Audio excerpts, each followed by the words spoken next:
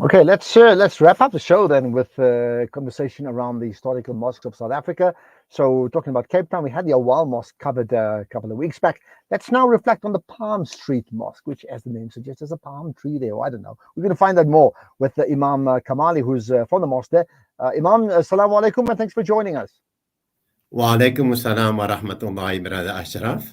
Thank you. Well, good Pleasure talking being to you. on the show, alhamdulillah. Shukran for the opportunity. It's a pleasure. Well, we know what our plan was to talk about the history behind the Palm Street Masjid. So perhaps you can take us back to when it all started. I mean, you were not alive at that time, I'm sure of that, but take us back to when it all started. Inshallah. A'udhu billahi minash shaitanir rajim. Bismillah ar-Rahman ar-Rahim. Brother Ashraf, yeah, if we look at the history of the Palm Tree Mosque, better known also as Palm Tree Mosque, also the term the Dado Boom Masjid, like from the palm trees you would normally get the dates. And it was referred to, even in our time, it's still being referred to as the Darul Boom Masjid. But being the Palm Tree Mosque, it was Palm Tree Mosque, but it's always like in fact we had the name Jan van Boukies attached to the actual name of Palm Tree Masjid. Even if we are looking at the title deeds of the property, the name that features is Jan van Boukies. Now going back to Palm Tree Mosque and why? itself. So maybe explain why Jan van Boukies. Who is that? Yeah. I was going to go into that. If I could just maybe take it just a bit more just before Jan van Boukies came onto the scene. We take Palm Tree Masjid itself. The building itself was established in 1777. Now, if we look, we're always referring to the oldest mosque in Cape Town, which would be the Awal Masjid. Now, if we look Palm Tree Mosque 1777, and I'm looking at the Awal Masjid established 1797, which is like 20 years after Palm Tree. But now we're looking at Palm Tree being a place of worship. In those days, never ever been recognized as a place of worship, amongst the Muslims of those days. But never really being recognized as a masjid itself. Okay, I get that. All right. And the reason being for that would have been, look, that was the ripest time of slavery. These people couldn't practice the deen openly. Thus it was always been a place of worship. Now we're taking 1777, and then we go right back to 1807. If we look at 1807, Brother Ashraf, this is actually when it was opened up or being referred to as a masjid. Now going back again, we're going to go into this Jan van Boukies man, alhamdulillah. I hope you don't mind. I've just got to refer to my notes here a bit. All right, no, that's fine. But we got about like 3 minutes to go. Mosque, yeah. They said the Palm Tree Mosque, like I said, it was founded in 77, but it was built as a house. Now, looking at the building itself, it's a double-story dwelling. We've got a residence, for downstairs, staying downstairs, and we've got the mosque on the upstairs. There we've got it on the screen. Beautiful picture, mashallah. Those were those. And why? Days, why is it called Palm Tree Mosque? I mean, I see the palm tree there, but I mean, it's not like palm trees are present in the Kaap region, right? Or most you're hardly going to find palm trees in the Western Cape. How come there's a palm tree there? Yeah, Palm Tree Mosque, strictly for what you've just seen there, because of the two palm trees. I think those palm trees were originally planted by these the Muslim slaves at those days, and it was just the two palm trees. The name derives from the palm trees that was originally planted there. Yeah. But like I said, it was Palm Tree Mosque, Jan van Boukies. Tell me about Jan van Boukies very quickly. Yeah, you would tell me about Jan van Boukies. Why is that significant? Tell me. Yeah, Jan van Boukies. If we look at Jan van, like I said, it was the house. The house itself, it was bought by Jan van Boukies. and another slave by the name of Frans van Bengalen. Now, those were and that was in 1807. But if we go back to Jan van Boukies again, Jan van Boukies was the then Imam of the masjid. And also the name is Imam Asnoon.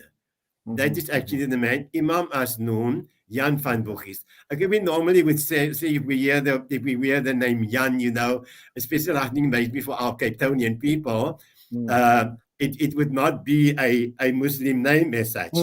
But Jan van Boukies was actually Imam Imam Asnoon. Now, the place was bought, and Jan van Boukies himself, being a slave, you know, he was bought and set free by a lady of the name of Salia of Makassar. Now, Salia herself was also a freed slave. You know, that was set free. And when she obtained the freedom, that this woman became quite wealthy, you know, after she was set free, and with all the wealth and everything that she accumulated, she then you know, bought this building, or established this building. I think, but feeling it was built by this Salia from Makassar. Like I said, she was a slave that was she in turn bought Jan van Boukies as a free slave. They then, after a couple of years, the two of them got married. Okay. And then by then, Jan van Boukies then became an Arabic teacher and a candle maker as such. And then after, not long after her passing on, this is now Salia, you know. So Jan van Boukies then acquired the wealth that she left behind, and he in turn reciprocated the goodwill, also drifting away from them, but by freeing more slaves with the intention of converting these people to Islam, alhamdulillah. And that was achieved in quite a, you know, I see. Okay. So we run out of time, unfortunately. We got about a minute more to go. Is there anything else that you want to just add about the Palm Tree Mosque that's significant? Yeah. Okay, yeah. Unfortunately, I was going to go into the history, but I think maybe we might just jump right back now. Like, well, we've got a minute. So anything else you'd like to tell me? Yeah. Yeah. No. Like Ponte said, where does the Kamali family fit into the mosque? You know, there's been a number of Imams since 1807. The Kamali family actually comes into the into the Masjid of Palm Tree. Being my late father, Imam Abbas Kamali, became the Imam of Palm Tree in the year 1955. And there was quite a number of Imams that preceded him, who all passed on. My father became Imam 1955. That was after the late Imam Ishaq Eckstein passed on. And then Daddy, my father, then he was Imam at Palm Tree for 45 years. Daddy then passed on. My brother, Imam Tahir, became Imam. He passed on. I came in after that. And I myself have been there in like 14, 15 years. So the masjid itself, you know, if you look at Daddy being 45 years, he's passed on already for 33 years, which give us like a 70-year period that the Kamali family has been in the involved in that masjid. I mean, that's quite remarkable. For that, you know. Absolutely. For the immense role that my father and even my mom in those days, when we originally came to set up home in Long Street at the Palm Tree, it wasn't the most favorable of conditions of a place to stay in. There were so many families staying in the house itself. Like, you know, they had like 4, 5, 6 families staying on the premises, all in different rooms, you know. Okay. And Imam, can I just wrap up by asking you, can we just end by asking you in 30 seconds, what's the impact of the Palm Tree Mosque now in the city of Cape Town? In 30 seconds, yeah? The impact, alhamdulillah. You know, we are situated right in the heart of town. I don't know whether you know where the premises are. Right in the heart of town, one of the most busiest roads in Cape Town, which is Long Street. We are completely surrounded at this age and at this point in time by all the facade and all the haram going on around the masjid. Nightclubs opposite, next door, both sides, but alhamdulillah, we are coping. As far as the masjid is concerned, alhamdulillah, we're doing the normal duties of any other masajids.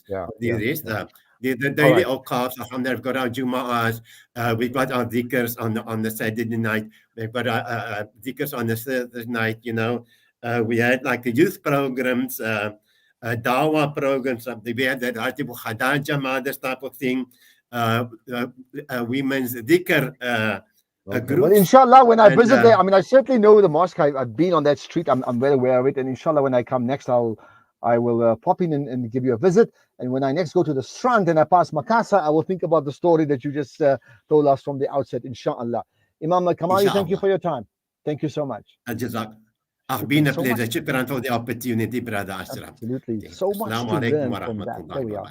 The history of the Palm Tree Mosque. It does tell you that all the mosques of South Africa has got a fascinating story. We'll do another one on the history of the mosques, significant mosques in our country tomorrow. Tomorrow, in fact, being Freedom Day, we'll look at the youth perspective of what freedom means to them. So listen out for that from 8 o'clock. Assalamu alaikum.